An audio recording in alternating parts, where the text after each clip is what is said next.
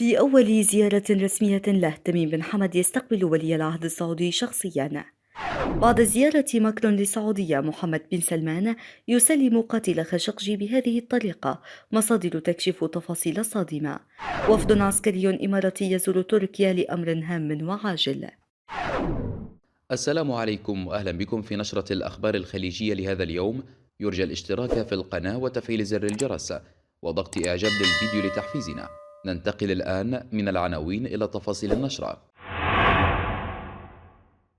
استقبل أمير دولة قطر الشيخ تميم بن حمد آل ثاني ولي العهد السعودي الأمير محمد بن سلمان آل سعود الأربعاء الذي وصل إلى العاصمة القطرية الدوحة في أول زيارة رسمية له.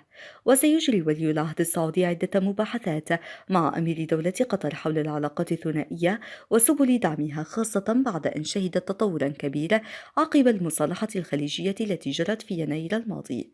وتأتي زيارة الأمير محمد بن سلمان إلى الدوحة ضمن جولة خليجية شملت عمان والإمارات، وستشمل كذلك البحرين والكويت.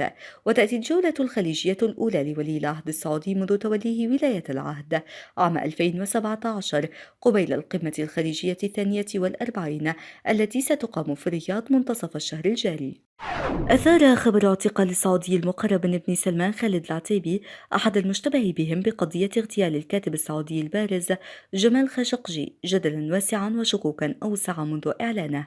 وتساءل النشطاء عن كيفية اعتقال أحد رجال محمد بن سلمان في فرنسا رغم اللقاء الهام الذي جمع ماكرون بابن سلمان قبل أيام في المملكة، وعقد عدة صفقات بين الجانبين. الأمر الذي طرح سؤالا ملحا، وهو: ما الذي دار في لقاء ماكرون ومحمد بن سلمان حتى يتم التضحية بأحد رجالات ولي العهد الموثوقين بهذه الطريقة؟ وتساءل البعض إذا كان خالد العتيبي هو الضحية التي قرر ابن سلمان التضحية به مقابل غلق ملف القضية دوليا. الدكتور محمود رفعت المحامي الدولي وخبير القانون قال إن قرار اعتقال خالد العتيبي أحد أفراد فريق اغتيال جمال خاشقجي ونشر الخبر لا يمكن إلا بموافقة رئيس ماكرون. ويؤكد ذلك بحسب رفعت اعتقال العتيبي عند مغادرته فرنسا، أي أنه دخل وأقام ولم يعترضه أحد. وتابع رئيس المعهد الأوروبي للقانون الدولي: سواء كان المعتقل هو المطلوب أو تشابه أسماء، فهناك ما يدبر لابن سلمان والأيام القادمة كاشفة حسب وصفه. فيما ذكر ناشط باسم بكار: أكيد ماكرون اختلف مع ابن سلمان في أمر ما، وهذه هي النتيجة، ولربما كان معتقل من قبل الزيارة ولم يتم إعلان الخبر إلا بعد أن رفض ابن سلمان طلبا محددا لماكرون. ولو كان وافق على طلباته كان تم الإفراج عنه وفق قوله.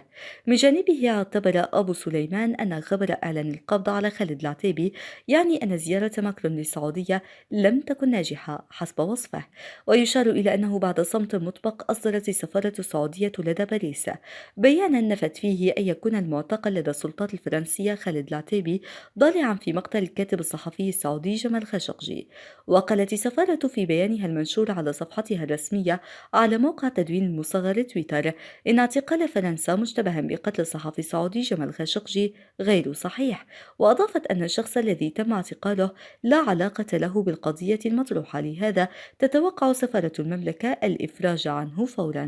وزعمت السفارة في بيانها قائلة: تود السفارة أيضا أن تعيد التأكيد على أن القضاء السعودي قد أصدر أحكاما ضد كل من شارك في جريمة قتل خاشقجي الشنيعة، جميعهم حاليا يقضون فترة محكوميتهم.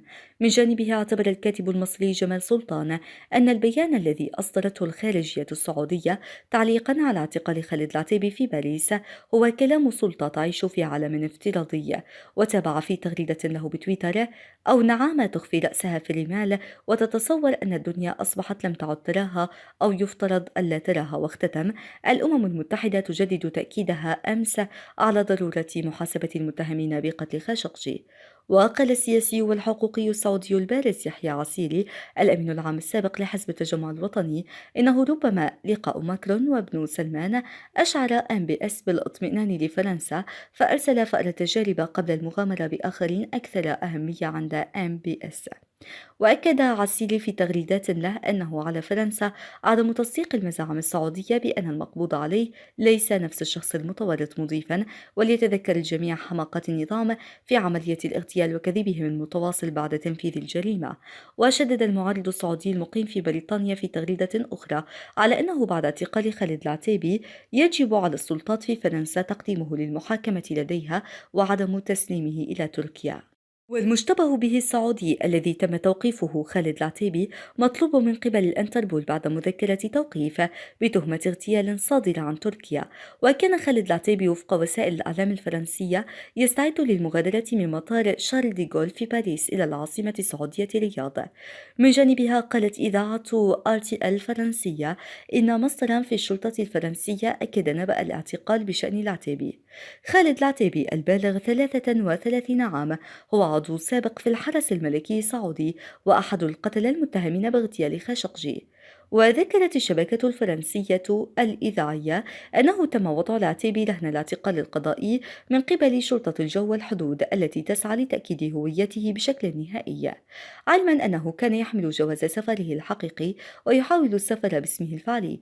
وكان خالد العتيبي متواجدا في القنصلية السعودية باسطنبول حيث قتل خاشقجي، وهو واحد من 20 سعودية مطلوبين للإنتربول في قضية اغتيال الصحفي السعودي.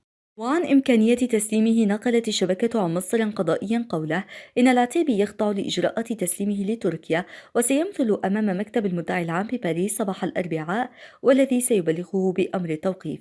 وفي حال طعن العتيبي بمذكرة التوقيف يعود للقاضي ما إذا كان سيتم احتجازه في انتظار تسليمه.